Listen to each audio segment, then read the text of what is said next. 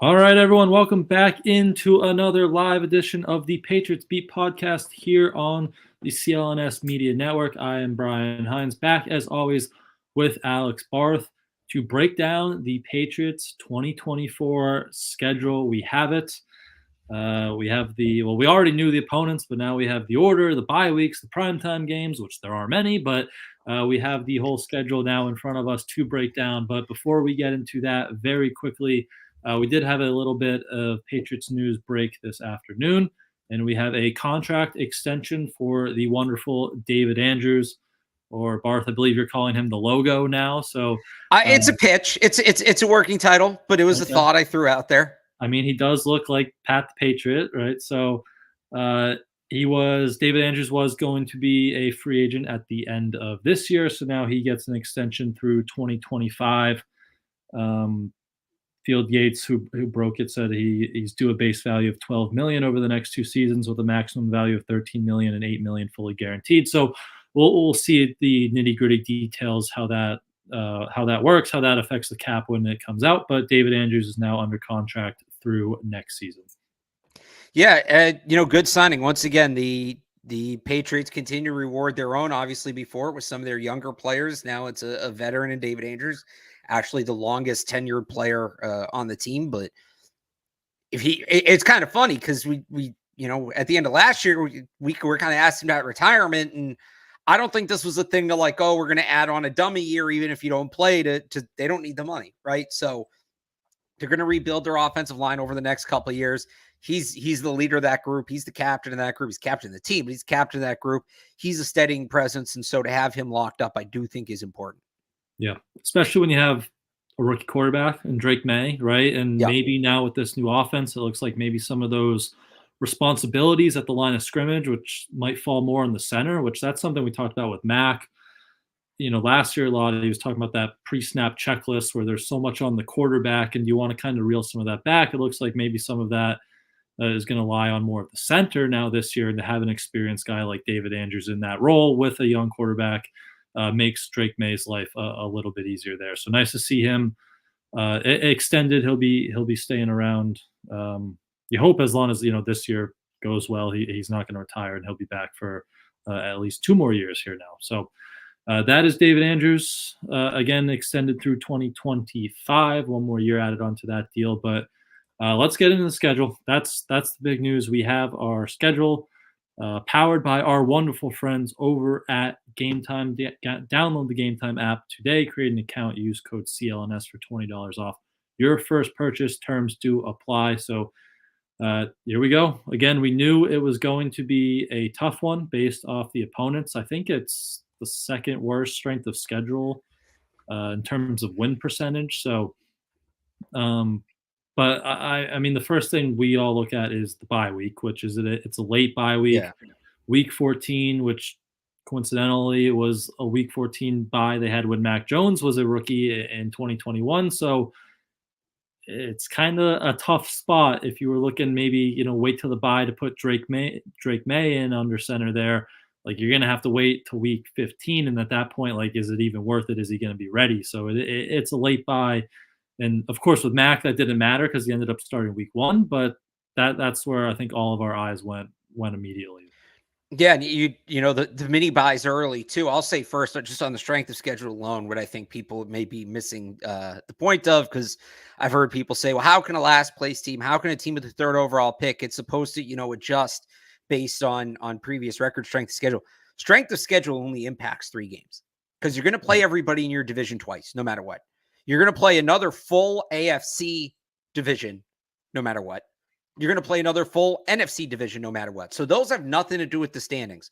The only games that have to do with the standings are you play 2 teams in the AFC that finished in the same spot as you, and 1 team in the NFC that finished in the same spot as you. And the reality is, when you look at this for the Patriots, those 3 teams, the 3 teams that are dependent on your previous record, are 2 teams that finished last place in large part because their all-pro quarterbacks got hurt in the Bengals and Chargers. So they're not your typical last place team. And the Bears, who had the 1st overall pick and absolutely loaded up. So it's a little overblown that, oh, the schedule is reflective of, who you end up playing. It really only impacts 3 games. That's just the reality of it. And it just so happened that this year, the last place teams the Patriots are facing weren't your typical last place teams. As for the bye week, yes, spot on. I mean, you go right to that. So that's going to be the week of January 8th. You have about a month left in the season at that point. Man, if Drake Maye's not ready, he's not ready at that point. I don't know what going to him at that point does for you. And even off the mini buys, you look okay earlier. I think, week 4 might make some sense about a month into the season, but first start on the road at arguably the best defense in the NFL. That's tough. Tough spot. So you got to, Drake Maye's not going to have extra time to prepare for his first start. So, okay, then where do you try to fit him in? I've seen some people say maybe that week 5 game, you come back from the West Coast against Miami. He's had a full month. Some people said when you get back from London, that week 8 game at the Jets. The Jets defense is good, though. I don't know about that. Maybe it's week 9 at the Titans. Some people put more emphasis on the first start being on the road. Others don't. So depending on how you feel about that, that might be the spot you look at. And if it really gets pushed, I think actually the week before the bye, going into the Colts game is probably the latest you realistically make that change, because you're getting a home game against a slightly lesser opponent, and then you get 2 weeks to really go over it before you got to go at it again. But even still, you're getting pretty late there.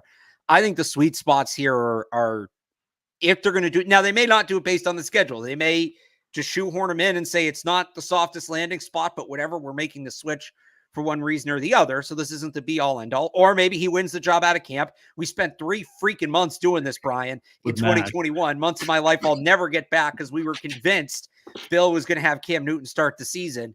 I look at week 5, I look at week 8, I look at week 9. I think those are the most realistic spots to put him in. Yeah, week 5 is an interesting one, because you have 2 home games there back to back. Miami is a team you're pretty familiar with, so maybe that helps in your game planning there. Would you do going to? I don't know about going to London. It depends how they're planning on travel, right? Exactly. So last year they did the funky thing where they went out. They went out Friday or Thursday night. They got there Friday. It was kind of late, so they only had like 2 days there, 1 day of practice and a jet lag. But maybe you want to come back, and depending on what your record is entering week 8, maybe your team's a little jet lagged. Maybe that could kind of give you a kickstart going to Drake Maye at home. Like, the Jets are a good defense, but you're at home. So depending how they do that London travel, that could kind of factor into maybe when we see Maye right around the mid-season at that point. Yeah, I think it's somewhere in that run. And you're spot on. I've seen some people suggest, could he make his first start in London? One, it depends on how they schedule the week, right? Are they going to have a full week of practice? Are they going to go out Tuesday and have the full week? Are they going to travel Friday like they did for Germany? The other thing is, and I'm not saying this should be the deciding factor, I'm just going to bring it up. Does this team want to do another quarterback change around an international game? Because we're all going to point right back to last year. And that shouldn't be the deciding factor, but I do think it's something that might be considered. Yeah. Hopefully this quarterback change is a little bit better than right. It's different circumstances. I'm not going to say it's the same circumstances, but it is, once again, you're coming back from Europe with a new quarterback. Yep. Although they didn't, I guess, technically make, because they did the split game against the Giants when they came back. Yeah, because they started Mac still. That was the bye, right? They had the bye. They took the bye after the international game, which they're not going to do this year. I'm actually okay with that. It sucks that they should have taken it. I don't think they would have known that they were going to have a week 14 bye if they didn't take it. But week 8's a great spot. Like, if week 8 was the bye, week easy. 9 at Tennessee, Drake Maye, here's the keys. Right? That's like, we always talk about Halloween. Like, that's 10/27 is week 8. So that's literally Halloween week. That would have been a great spot. You go to London, you come back, you have the bye. That would have been a good time to, kind of make that switch there. But maybe, I mean, you said week 13, maybe like they bump that up week 11, because you get 2 home games there. Then you're going to Miami, which again, you're familiar with them. You obviously haven't played well in Miami, but you get 3 games there before the bye, and then 4 games after. What do you think about the 4 games after the bye there, especially the Bills 2 out of 3 to end the year? Yeah. They did that with Miami, I think, a few years ago, right? Yep. They had a cluster there. Even Mac's rookie year, like, it wasn't 2 and 3, but they played the It Bills. They was had like the 2 and Monday night 5. Yeah. yeah, they had, like, the Monday night win game, and then a few weeks after the bye, and then they ended up having to go there again in the wild card, but what do you think of that last month there, especially Buffalo 2 out of 3 to end it? Well, Cardinals are a very winnable game. So it's really those last three. And what's interesting to me is let's say that the Patriots do kind of punch a little bit above expectations and Drake May does give them a push. Say they're at 6 wins, 7 wins coming off that Cardinals game. So that has them at, what would that be? At 6-17. 6 and 8, Yeah. Let's say they're 6-8, 7-9. No, that's too many games with 3 to 7 and go. 7. Oh, Oh after the yeah, Cardinals seven and game? seven. Yeah, no, you're right. You're right. Don't make me do math. 7-7, Nah. 6-8. I'm bad at math. Let's say they're 7-7, 6-8 coming off that Cardinals game, which I know not a lot of people are counting on that. I don't think it's the most unrealistic outcome. Um, you know that it, you finish with 9 wins, you're probably in the playoffs in the 17 format. So that Chargers game becomes a potential, essentially playoff game because the Chargers will probably be a 9-10 win team somewhere in there, 8-9-10 win team. So that's a game I look at like if they make the push, could be there. And who knows what those Bills games, if the Bills take a step back, Patriots take a bigger step forward, like there's a chance if they kind of hit that rebound smoothly, which again, no guarantee, but if they hit that rebound smoothly, like those last 3 games all have the potential to hold significant weight if they're chasing a wild card. Now, based on the way things have gone in recent years with their luck after Thanksgiving, they'll be in it and they'll lose all 3. Wouldn't rule that out either. But there is a chance that those 3 games, especially that Chargers game, actually have some meaning to them. Yeah. That was the Mac path. They were what, Right. first in the AFC going in the bye, then they dropped 3 out of the 4. Yeah. Yeah, and maybe you're looking week 17, week 18. Those are TBD. That could become maybe a primetime game, a That could be like a Saturday. Saturday afternoon game. If Yeah. it's Patriots Chargers, the loser is eliminated from playoff contention. That could be a Saturday game. Yeah. What do you think about the one primetime game? I mean, that's what you get for a 4-13 team, but you're going to New York early in the season. Their home opener, Aaron Rodgers. If he's still walking by week 3, Right. you get the Jets there. Thursday night football, short week early in the year there. Well, I mean, what's the draw? I can't say I don't get it. I think there is. I think it's undersold a little bit. I think there is some interest nationally in the post Belichick Patriots. I thought they might get one, and I guess it's Thursday night, but I thought they might get one like real primetime game early because like the Monday night games are kind of meh at this point. I thought maybe you'd get Patriots Bears on a Monday night in the first month of the season because hey, it's Drake May, it's Caleb Williams. You have the post Bill Belichick Patriots. Like there's some juice there. Or maybe you get, paid the Bills coming back to Gillette where they lost last year, something like that. Something set up. But at the end of the day, I think the league, they don't want to put a Jacoby Brissett, nothing against Jacoby Brissett, but they don't want to put a Jacoby Brissett offense that's producing the same as it was last year in prime time. They don't know when Drake May is going to be the guy. So they're hesitant to give the Patriots primetime games. I think they put the one early. I think that's all about the Jets. It's the Jets home opener. It's Aaron Rodgers' return to MetLife. First time since he tore his Achilles. The Patriots are a footnote in that game. That's not even a primetime because of the Patriots. So I get it. I get why the league doesn't see the Patriots. I thought they'd seem as a little bit more of a draw than this just because of the post-Belichick thing, but I can't say I'm overly surprised. When can they start flexing games in and out? 5. Is that like week 5? Yeah, they can flex like everything early now. It's ridiculous. Makes sense. So, I mean, yeah, maybe if everything goes smoothly for the Patriots and they surprise one of those late games gets flexed, but I mean, I'll take the 1 o'clock starts. I will gladly take all those in one prime time. I'm the one person that doesn't like the 1 o'clock. I prefer the 4. 4 o'clock is the best. 4 o'clock is the best one. But I actually like 8. I'm a night person, but I prefer 8 o'clock to 1 o'clock. Yeah. The one thing I don't like, covering the 1 o'clock games is you're just so out of touch with all the other games around the league that is going on because you're so just hyper focused on the Patriots, obviously, especially if it's a home game and you're at the stadium. Like, you just have no recollection of any of the other 1 o'clock games. Where if it's like the 4 o'clock, you can watch Red Zone in the 1 o'clock window. Then, there's only 3 or 4 p.m. games going on, so you can put all your focus on the Patriots there and then catch the primetime game. So it makes it a much longer Monday going back through the rest of the league when you have a 1 o'clock game. Yeah. Which I think we have to do all but 3 times this year? Or no, not quite. 1, 2, 3. Yeah, 5 times they're out of because the 2 West Coast games, the London game, the Thursday night game, and the bye.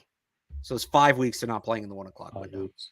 What are the 4 o'clocks? Just the Niners and the West Cardinals? Coast. Yeah, the 4, not the 4:25 like prime time. The hey, we're not going to make people get up at 6 a.m. to watch their own team games. Could those be Brady games? Those would be Fox, right? I'm sure they'll give Brady one of them. There's also usually, although I wonder, there's usually Fox and CBS end up exchanging some games to balance out like Thanksgiving and stuff. Like 1 o'clock sometimes. Yeah, so I do want, if Fox ends up with the game at Gillette, I'd imagine they'd send Brady to that. I mean, but he is also the A crew. I don't know. Well, Pat's Niners 4 o'clock. That screams Tom Brady. Well, let's see that it does. You're right. Let's see what else week 4 NFL. Let's see if there's any other major game on that week. Oh no, that's Thursday night. I was gonna say Giants Cowboys. You can lock in every time it happens, but that is the Thursday night game. So that is actually big. No, this is week 4 last year. Why do I want that? Here we go. Okay. Week 4 this year. So yeah, Giants Cowboys Thursday night. So that's not for Brady. Saints Falcons, no. Bengals Panthers, no. Rams Bears, probably not. They actually already have it decided which games are on CBS and which games are on Fox. Oh, really? Eagles Bucks, they play in the playoffs that year. That could be well, Fox doesn't have a 4:25 game this week. They have Commanders, Cardinals, Patriots, Niners. Yeah, unless Eagles Bucks becomes like a thing, maybe they both start 3-0. Yeah, so Fox's other games that week are Saints, Falcons, Bengals, Panthers, Rams, Bears, and Eagles, Bucks. Those are and Commanders, Cardinals. Those are the only other Fox games that week. All right. So that's, you could probably pencil Brady in for that one. Loosely penciled Tom Brady into that week. When's the other one again? It's week 15? Well, we're here. Week 15, yeah. Cardinals. It would be cruel to send Brady to this game, but week 15 on Fox, we have. Pat's Cardinals week 15 probably isn't going to be Fox's number one game. Well, let's see. Cowboys Panthers. It's not a great game. Yeah. Panthers, by the way, have no primetime games. I did not know that was allowed. I had always thought there was a rule that you had to at least. I thought every team had to play on Thursdays. At least they don't even have a. Yeah, I thought everyone had to play Thursday. They have They have a London game. That's it. That's weird. So that's their only. Does someone have to play Thursday twice, or can they manipulate it with like the Christmas games now? I think it has something to do with the Christmas games, but well, we didn't need to watch the Panthers on Thursday night anyway, but right. Although those bad Thursday night games are so much fun. Remember that Colts Broncos game a couple years ago? Anyway, we're trying to figure out if Brady could call this game. Cowboys Panthers, Jets Jaguars, Commanders Saints. Fox for some reason has a Bengals Titans game. Oh, that game's on CBS. Oh, Pat's Cardinals. Oh, because it's by road team. I know that. I'm an idiot. So it's actually week 2. That it's just weird that Niners game's on Fox. That must be a game they traded. Brady wants it. He wants to call it. That is on Fox. Does Fox have 4:25? They don't. The other Fox games are Rams, Cardinals, Giants, Commanders, Colts, Packers, Bucks, Lions. He'll be at Bucks, Lions. Bucks, Lions. That's a good game. That's a good one. All right, it's enough Brady. We'll see when we see it. But I think week 4, that's probably the game Brady's calling. It's Brady talk. All right, let's take a very quick break. We'll stop from our Tom Brady talk and hear from our friends over at Game Time. Celtics are advancing, and if you want to go to a game, Game Time is an authorized ticket marketplace of the NBA, which makes getting playoff tickets even faster and easier. Prices on the Game Time app actually go down the closer you get to kickoff. Or tip-off, kickoff. I'm getting ahead of myself here. They have flash deals, zone deals, last-minute deals. Save up to 60% off buy-in last minute for sports. You can also use concerts, comedy, theater. I love, if you're in Boston, you can go get a slice at halftime or go to the Harp for a drink. And then right before tip-off, you can log on Game Time, get your tickets, get a really good deal. Go see the Celtics in the playoffs there. So take all the guesswork out of buying NBA tickets with Game Time. Download the Game Time app, create an account, and use code CLNS for $20 off your first purchase. Terms apply. Again, create an account and redeem code CLNS for $20 off. Download Game Time today. Last minute tickets, lowest prices, guaranteed. Game Time. All right. So what else we got on the schedule? Open in Cincinnati.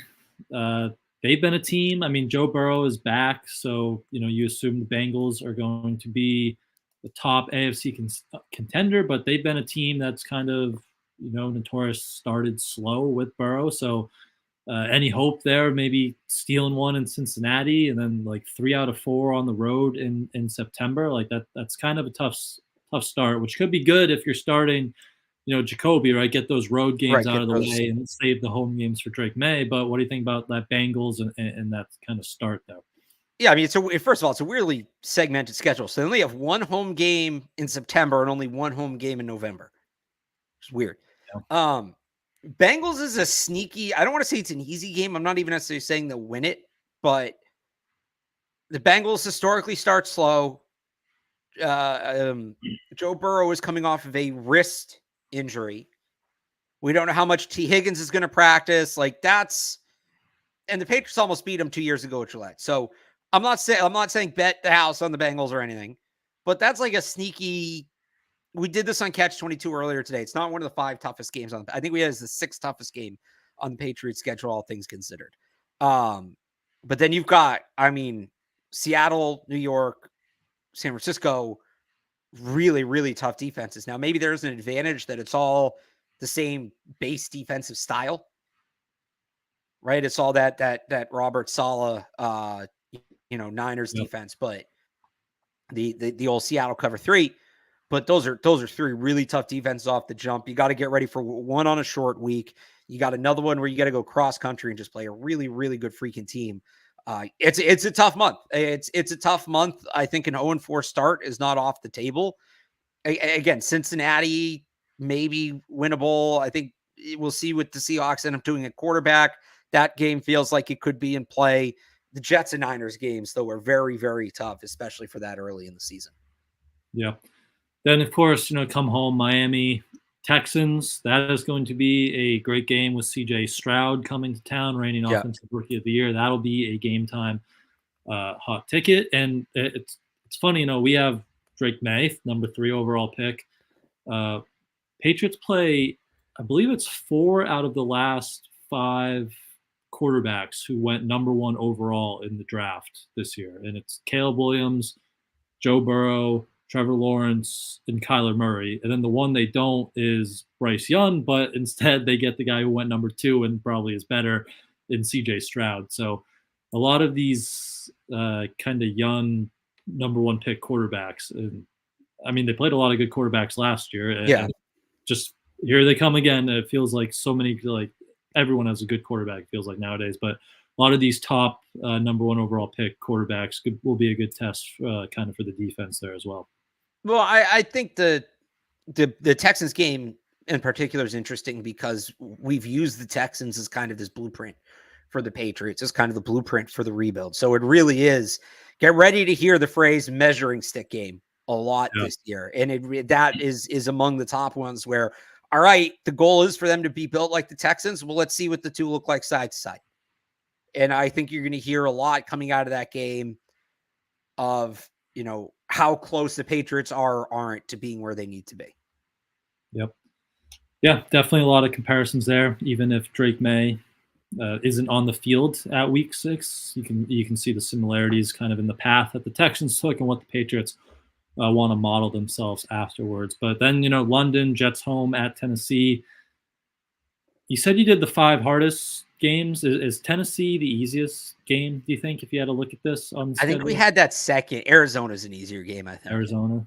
Well, because we factored everything in. So you're later in the Off the season. bye, too. You're coming off the bye. Yeah. Kyler, let's be honest, won't be healthy at that point. I mean, we can do the exercise too. So we did it all. We were just trying to find like where the Bengals game ranked. But so all right, here, if you want to do it, we can do it. So all right, Seahawks, easier or harder than the Bengals? I'll go easier because it's at home. I agree with you. Jets, week 3, easier or harder? Is Aaron Rodgers alive? Yeah. Harder because I think that's harder. That's one of the harder games on the schedule. Short week. That place is going to be a buzzsaw. Yeah. Home opener, all that. Niners harder, right? Harder. I think we both agree. Dolphins at home. I'll go easier. All right. Texans at home. Harder. I think they're better than the Bengals. Right. I go either way on that. But yeah, that one's close, especially because you're home. But I think they're a little bit better. Jaguars in London. Easier. Jets at home. Oof.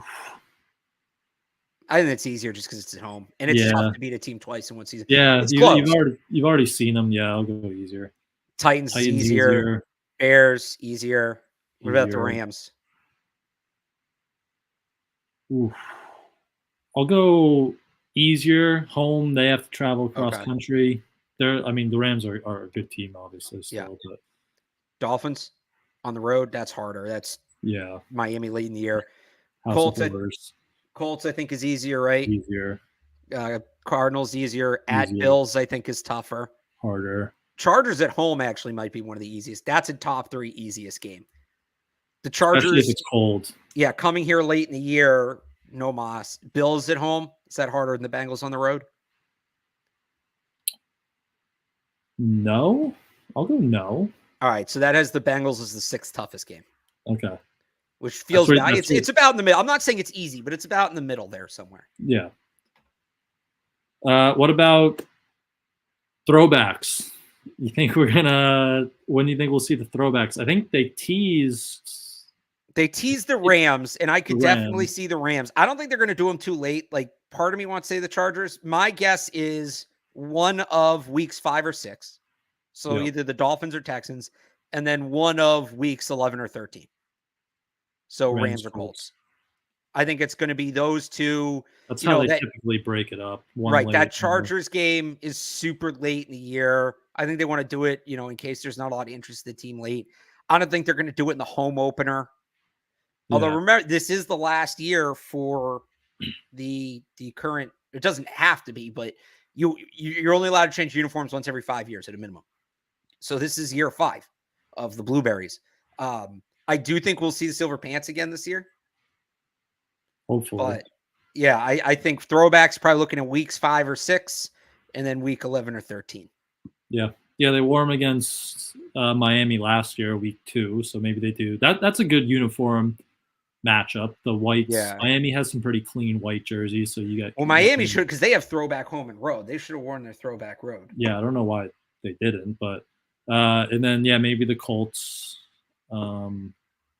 Or the Rams. That'll be another really good game. Team we don't see that often. So while they travel to Foxborough and Gillette, you can check out Game Time. That'll be a hot ticket on that one as well. First year without Aaron Donald. See how that defense looks. But any other last kind of big picture thoughts or any individual game thoughts that we didn't get to kind of on this whole schedule here? Again, I think those last games, it'll be interesting to see if they can build up a little momentum. If they do have a soft-ish spot, I would say from weeks like 7 to 10. Yeah. Jaguar. I mean, the Jets are a tough game, but Jaguars, Jets, Titans, Bears. You'd like to see them go at least 2-2 through that. If they can snag 2 games in the first 6 weeks, okay, now they're at 4 wins If you beat the Colts, that's 5. If you beat the Cardinals coming off the bye, that's 6 with 2 in a row.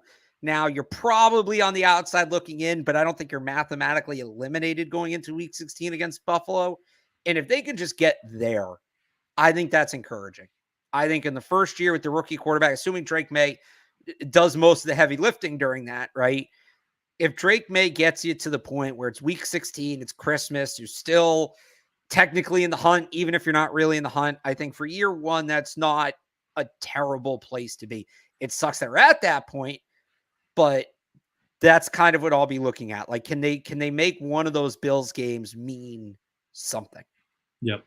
Yeah, you want to just see the positive steps in the right direction. You're building towards something there. A few other notes, like I'll just add, they didn't get the back-to-back West Coast trip.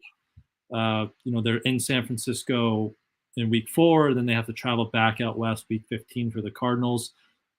So 2 long trips there paired with the London trip. They have to travel the 4th most miles among any team in the league. I think it was like just over 25,000 miles total. So a lot of travel, but there was also a chart going out. If you want something like beneficial to take away from the schedule, is they have a lot of it's net rest differential. They're one of they get a lot of extra days rest compared to the opponents. That's what happens if you don't have any primetime games. Yeah, teams coming off a short week. You're just going Sundays to Sundays. It's like the Ravens have this year. Ravens have like the most all time, or it's been tracked since 2002. They have like a 16 net rest day differential, and then the Patriots are second, like all time, or again since 2002 with like 12 or 13. So that's one of the benefits if you want to look at a kind of a silver lining here. Again, I know it's a lot of tough opponents, it's a lot of travel, it's a late bye, but one of the good things kind of from this is they do get some extra rest days compared to the opponents they're playing against this year. Right.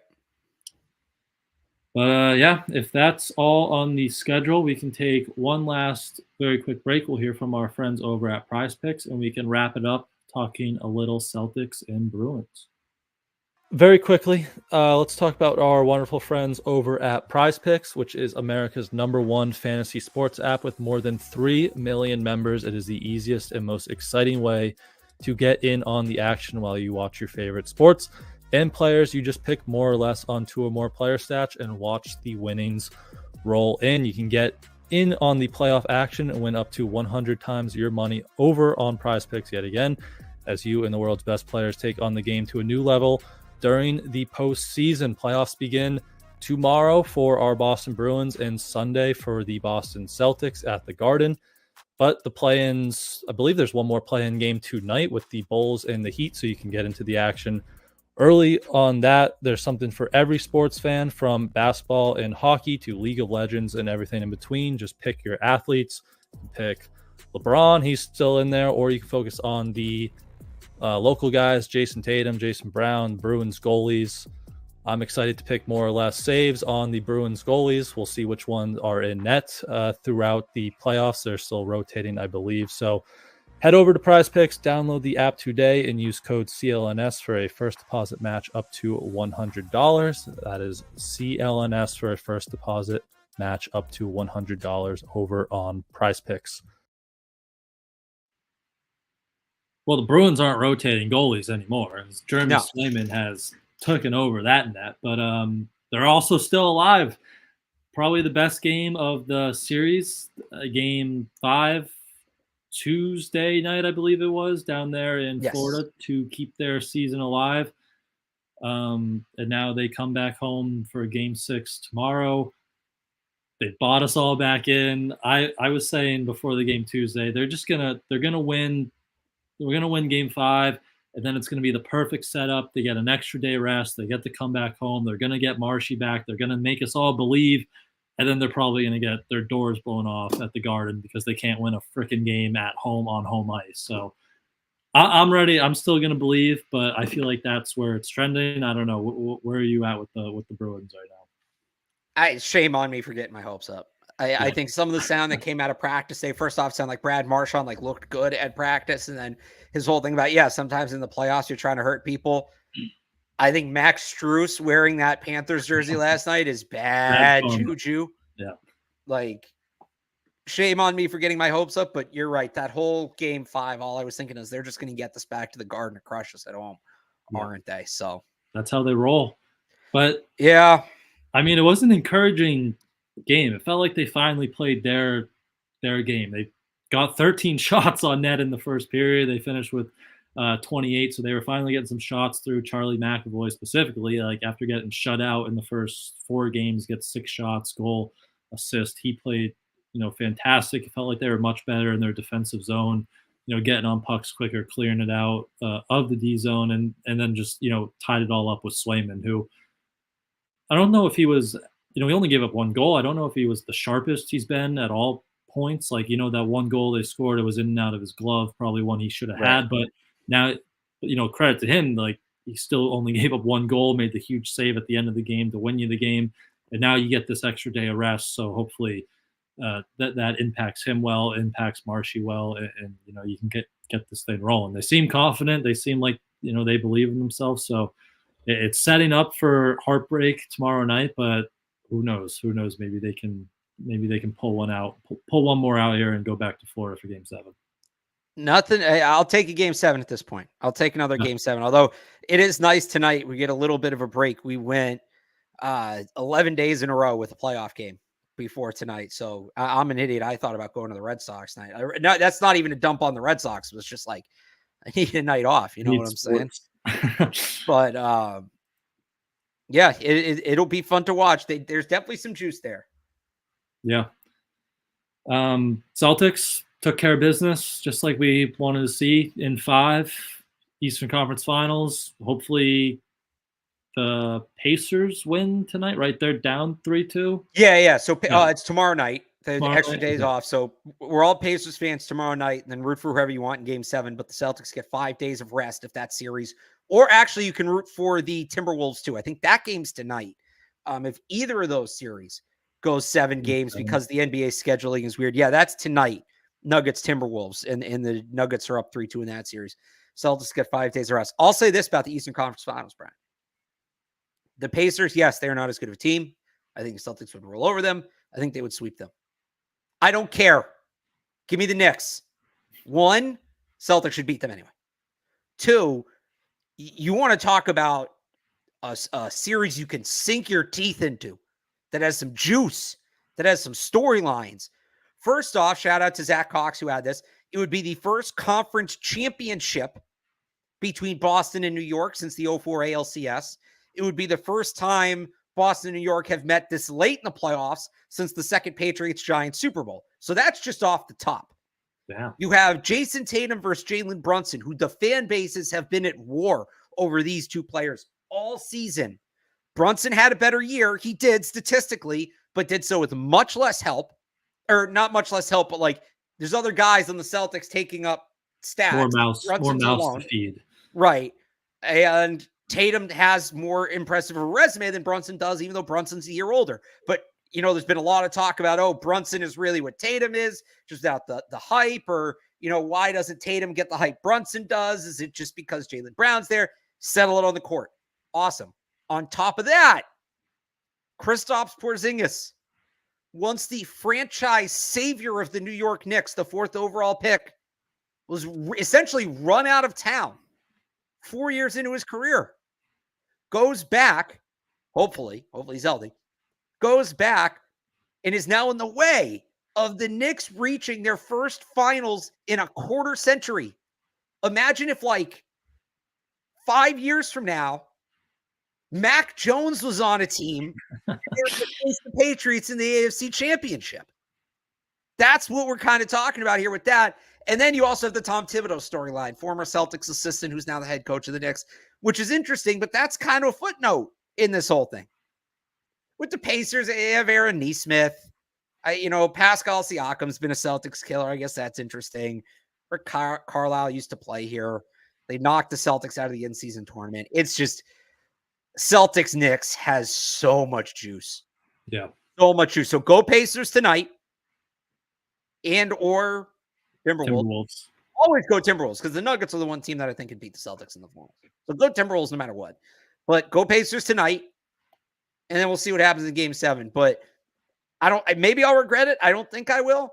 It's going to be another boring ass series if it's Celtics Pacers. And there's nothing wrong with that. This is where I'll separate myself from some of my coworkers. I want to see them win a title. I don't really care how they do it. Celtics Pacers would be boring. But because I also think they can beat the Knicks, that's maybe a 6-game series instead of a 4-game series or a 5-game series. Give me the Knicks. Give me something I can sink my teeth into. And, in the words of a great clutch game pitcher, there's nothing better than the sound of 35,000 people from New York shutting the hell up. And I would love to see the Celtics get that opportunity to silence Madison Square Garden. Yeah, that would be a really fun series. And, no fault to the Celtics because they're a really good team and you can't pick your opponents, and their opponents in the first 2 rounds have been injured so much, but it's just been, 2 kind of ho-hum, kind of boring series, that they have one little blip in the radar in Game 2 and then they just steamroll the rest of the way. Or I guess they didn't really steamroll the last 2 games in the Cavs, but they took care of business, and it's just been kind of lifeless, juiceless. So going to Madison Square Garden and against that crowd, New York finally has hope in their basketball team for the first time in years. It seems like that would be a really electric kind of series. And who knows, maybe we can, that Bruins, Rangers, Celtics, Knicks it's still alive. So that would be something if we have Boston, New York in the NHL and NBA Eastern Conference Finals there. That would be a really fun time. Yeah, that's a deep down what I'm rooting for. Yeah, that would be all out war. But last Boston thoughts. Any quick things on the Red Sox? I don't even know. I've been so entrenched with the playoffs of the other 2. I've been falling behind on my Red Sox watching. I mean, they're hanging out. They're chilling. It's still kind of same thing. They're beating the bad teams. They're losing to the good teams, but they're hanging in there, and they might give us a baseball season. Like you can kind of like we just talked about with the Patriots, right? If they're at 6 wins with a month to go, they're in playoff contention. And they may not get there, but they're in it. If the Red Sox are around 500 at the trade deadline, they're in playoff contention. They give us a summer. So it seems like they're at least going to do that. I don't know how much more than that they're going to do. We'll see when they get some of these guys back, like Tristan Casas. But I mean, it's not over. It's not over. They're holding water. Yeah. No, I don't think that's what that means. Something with water. Treading water. Treading water, yes. Treading water. Holding water, I think, is bad. That's when a boat is sinking. Yeah. No, you're thinking of carrying water. That's bad. But that's its own thing. Yeah. That's something complete. That's just what idiots love to yell when they're mad at something somebody in the media says. Yeah. But credit to them for, going through all these injuries and treading water. But yeah, just give us a season in July and August, something that we can look forward to. But we will wrap it up there. That is your Patriots schedule breakdown, a little bit of Boston sports. So everyone enjoy your sportsless night or playoff sportsless night, because the Red Sox, they didn't get delayed, right? They're still good to go tonight. I think they're still playing. It's not raining anymore. So yeah, did it stop raining? I think it stopped raining. So a stress-free Boston sports night, just a regular season Red Sox game. So everyone enjoy that. But in the meantime, you can also follow Alex on Twitter at @RealAlexBarth. Head over to 985thesportshub.com to read his written work over there. And you can follow me on Twitter at @IamBrianHines, and head over to patspulpit.com to read our Patriots coverage there as well. Thank you all, as always, for tuning in with us tonight, and have a wonderful weekend, and we will see you next week.